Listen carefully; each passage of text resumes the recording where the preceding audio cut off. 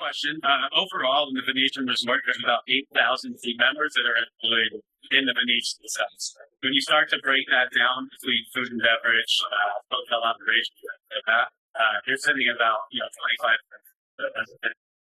employees or team members to handle food and beverage, the stewarding, the Venetian's fortunate enough that we run 97 to 99% of occupancy on a regular basis.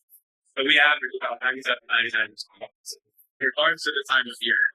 However, our room rate fluctuates, and although the type of guests we have now fluctuates depending on the year. So convention season for us really starts in September, October, and then goes all the way through May, June. Then we hit that kind of slow leisure softness in the summer. So I myself have been working here, it'll be 2 years in March. In the industry, I've been my whole life. So 45 now, I started when I was 17 years old. I actually have a culinary arts background. So I was a chef for 18 years in my career.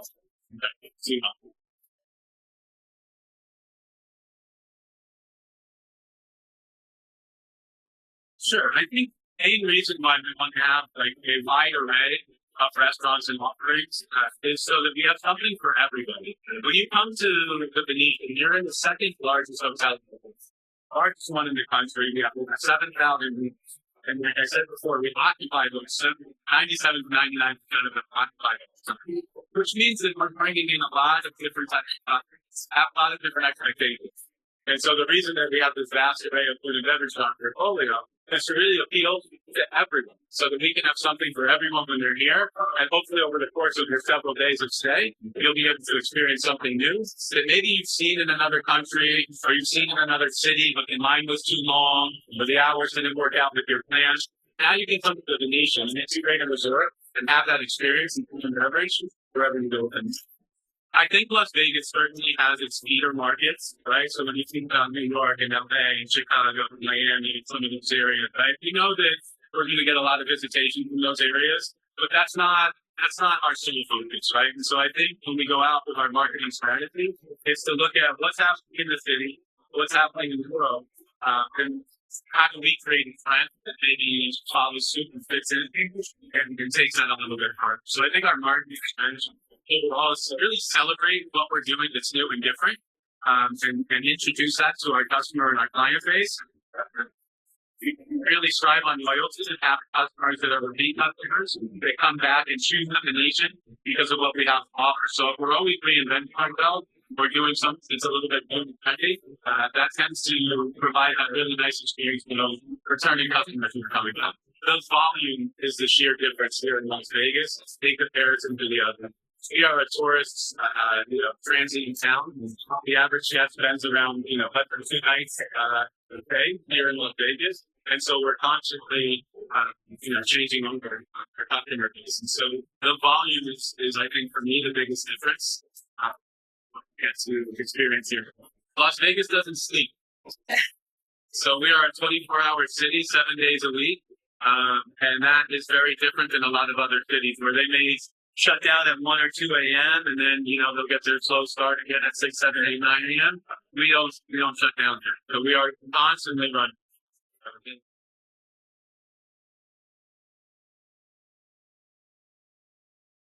It's a genuine feeling that you get, right? It's not a service. You can go anywhere and you can get a service. But hospitality is truly a genuine feeling that you experience when you go into somebody's home or into a venue or something like that. And so what we try to do is we really try to push on that and instill empower our team members to be able to create those experiences for our customers. That could be anything from when you stand in line at a coffee shop and it's a very quick transaction, getting to know something about you, to a really memorable fine dining experience that you're going to have special occasion. Where you're there and you know the reason why you're there, but we're going to make sure that it's very memorable for you with small little touches, what we like to call unexpected joy. Something that you're not expecting, but that brings you happiness and a really warm feeling. And if we can do that for you, then I think we're winning in hospitality.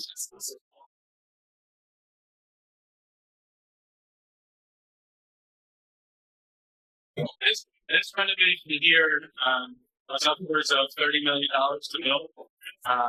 The entire store is going for $1.5 billion with a B.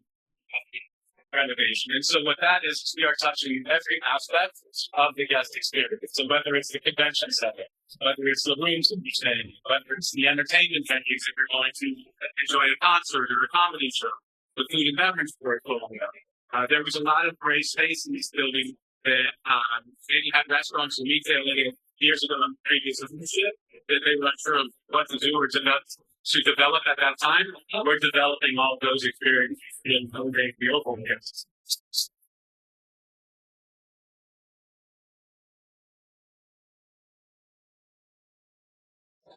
With regards to technology and how we've introduced it here into the V&B of Food Hall, we've taken a somewhat simplistic approach in the sense of temperature gauges that can monitor all of our high-end products that we're storing in refrigeration to ensure that they maintain temperatures, labeling, and different task lists. When you think of job duties and assignments and things like that, we're using a software where we can upload those templates. We can have accountability with team members of that assigned to, so that they are assigned a task and it doesn't get completed. Their managers know, gets kind of a notification to say, hey, this task should have been completed at this time. And these are more for the safety and health. So we're also using the kitchen's display systems called KDS, where we do, instead of having the traditional printers, not all venues are the same, but we're using that as well so that we can eliminate the amount of chips and tickets. We made a conscious decision here not to put in kiosks. So you'll see in a lot of food halls that are similar to this concept, where a guest can walk up, they don't have to speak for the human, and they can just place their order. We've looked into that space, done research in it, we've talked with other customers, and our personal opinion is it takes away from the overall customer experience when you don't have the opportunity to interact and ask questions. That machine can answer those questions for you. When you want to ask about the spice levels at Mountain Grace, right? And maybe you like spicy, but you don't know how far spicy you want to go. That kiosk can't answer that question for you. The person can tell you their experience, their personal experience. They can make a suggestion on how to enter your level into the spiciness. So there's those different things that I think those kiosks take away from the human aspect. Not to say that they don't have their place in the world, but we just felt here we would rather have human interaction.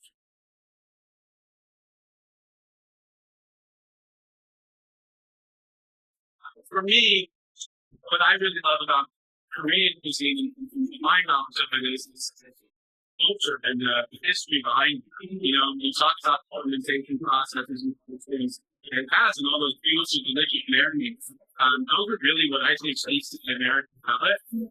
It's very mean eating, but it's also very hearty and good.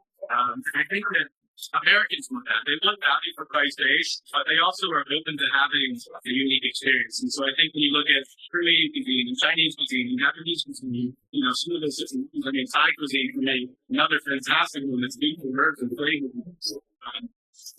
People love that. And then if you can put good hospitality and service behind it, you got a really, really replicate it.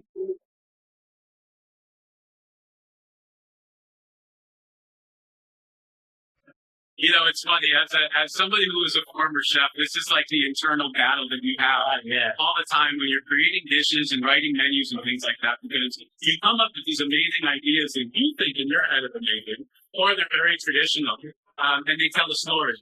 But does that story translate to the guest that we're actually serving it to? So that's really the fine line that we have to walk in the food and beverage world. To make sure that what we're doing resonates with the customer is ultimately paying to have that experience. And so I think that, you know, you're going to have some authenticity for sure, because let's face it, that's why we do what we do. You know, we're authentic in our own ways, and that's what we bring to the table. But we also recognize that sometimes you have to ease our guests into that experience, and you can't just go forward into something that maybe is a little off-putting, because that's their first initial experience of that cuisine. So I think being able to walk a little bit at that line, you know, you saw fusion years and years ago, that was a big thing, and I think that was to help balance, kind of get used to the authenticity of what we came from, while still have something beautiful. But again, I think for us, you know, being such a large integrated resort here at the mission, the story that we really want to tell is that you can come for one thing, but you'll stay for many, many. And what I mean by that is we truly have something to offer them.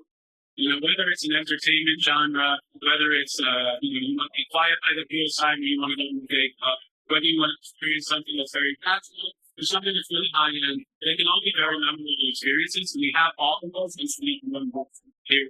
So that's the big story that we're trying to tell.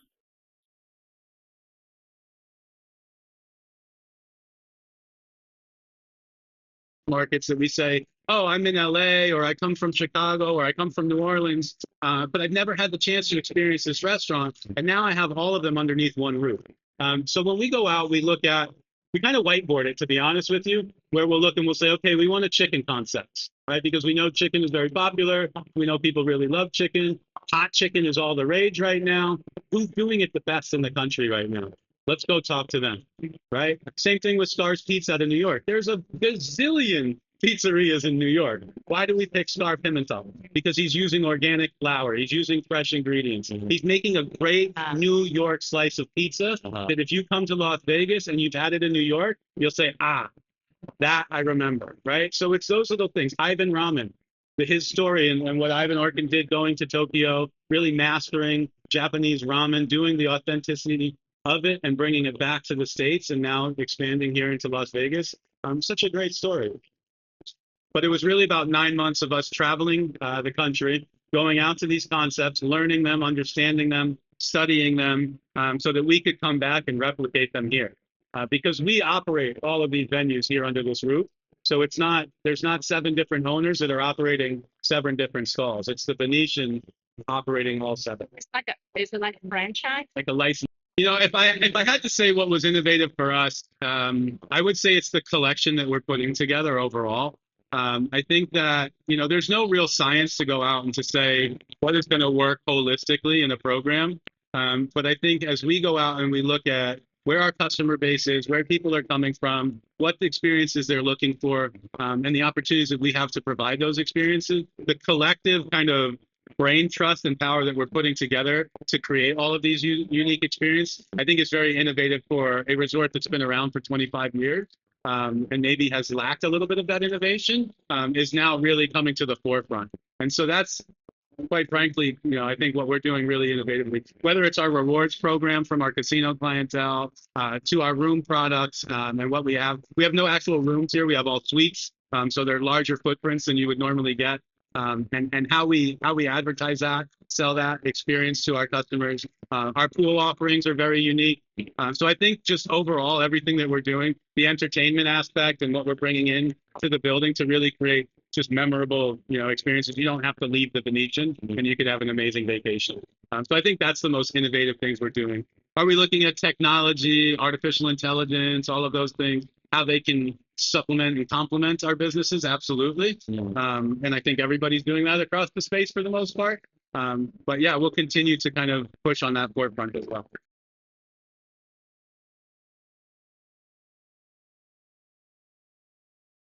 I think congratulations to all the students on being in college and going after that education. The biggest things for me, and this is what I followed in my career, was to be respectful, to stay humble, and to be honest. And I think if you do those 3 things, and humble is very important in this hospitality world, because you can get a big ego very quickly. Trends are trends until they're not, right? And things catch wind very quickly. But if you can stay humble, be respectful, and be honest with yourself and with others, I think you're on a good path.